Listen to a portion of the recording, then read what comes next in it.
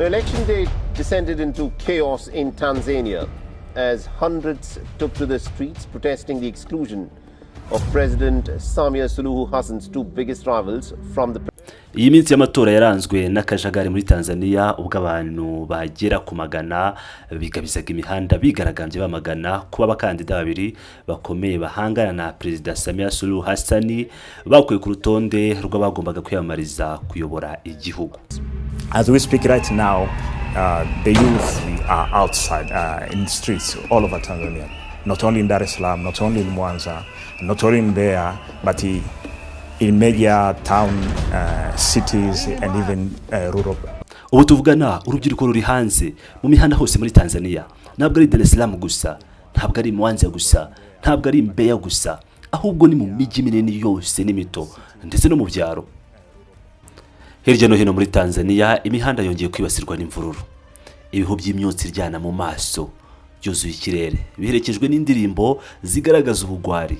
Amashusho aherutse kwerekana bigaragambye bambaye imyenda ya polisi nyuma y'uko bivugwa ko abapolisi bahunze ahibazo byari bikomeye cyane.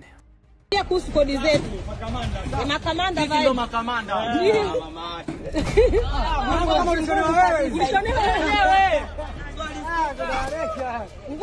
Walikupima nini? Walikupima kitakachowakuta.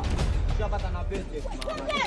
Nyuma y'amasaha make imbaga y'abigaragambye yigaruriye inyubako ya Ano Tower n'inyubako ndende muri Tanzania. Basenye uruzitiro rwayo binjira mu nyubako no mu mitungo y'abantu bwite nyuma y'uko itumanaho rya internet ricitse bitunguranye.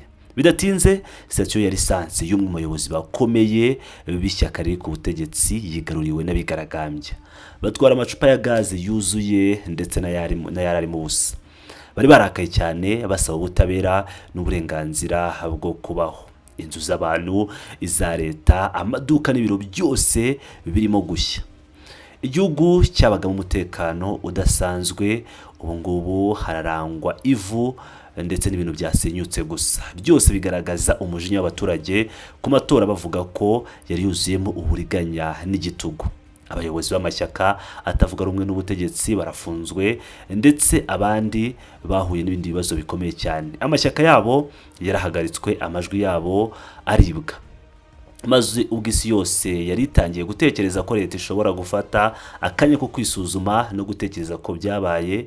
Hatunguranye itangazwa ry'uwatsindiye amatora bitera gutungurwa n'abantu batuye isi hafi ya bose.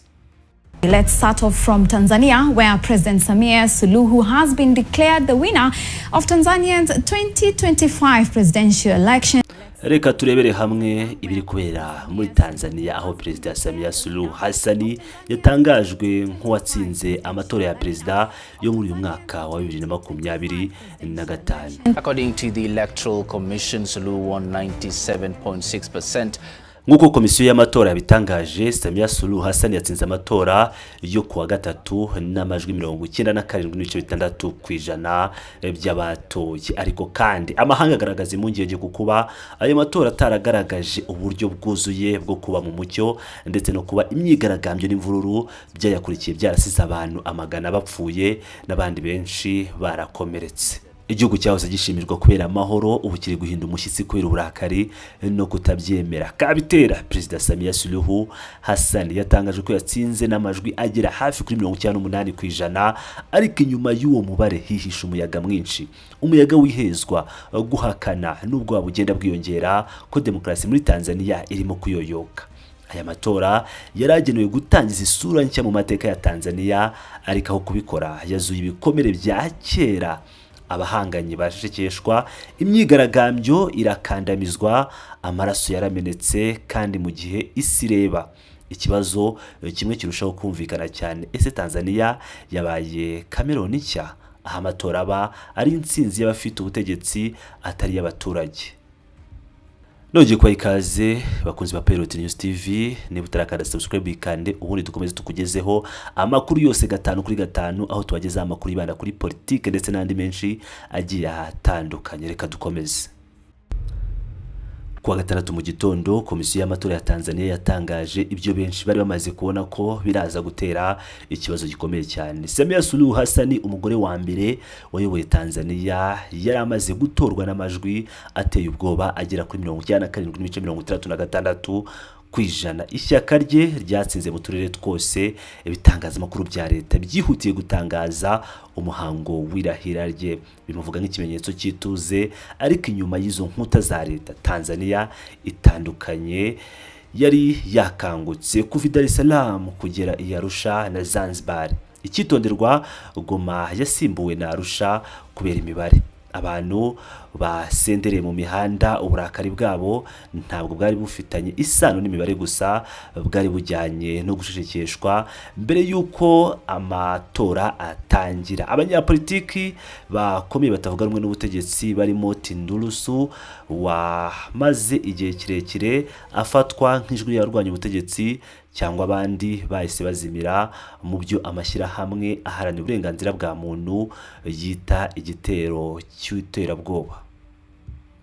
They have been using very repressive laws that are very vague. Bakomeje gukoresha amategeko aremeye yuzuye urujijo, bayakoresha cyane ku batavuga rumwe n'ubutegetsi, ku baturage ndetse no ku banyamakuru mu rwego rwo gukomeza kubakandamiza. Kubera icyo kibazo cy'uburenganzira bwa muntu, turabona amajwi yaracecekeshejwe, turabona abatavuga rumwe n'ubutegetsi bakandamijwe, kandi urusobe rw'abaturage ruboneka gake cyane.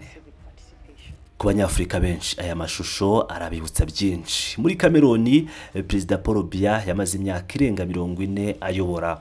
Amatora yose akarangira ayatsinze hafi amajwi yose ari we yatwaye. Imyigaragambyo yose rero igahura n'amasasu no gucecekeshwa. Uko biba bigaragara neza, abatavuga rumwe n'ubutegetsi barakumirwa, ubwoba buraba ibisanzwe na demokrasi igahinduka umuhango. Uyu munsi abanyatanzania baratinya ko bashobora kuba bari mu nzira imwe mu mazi abiri. Mu ijoro riguye hejuru ya Dar es Salaam, imihanda iratuje ariko umwuka mubi ntabwo uri muvamo.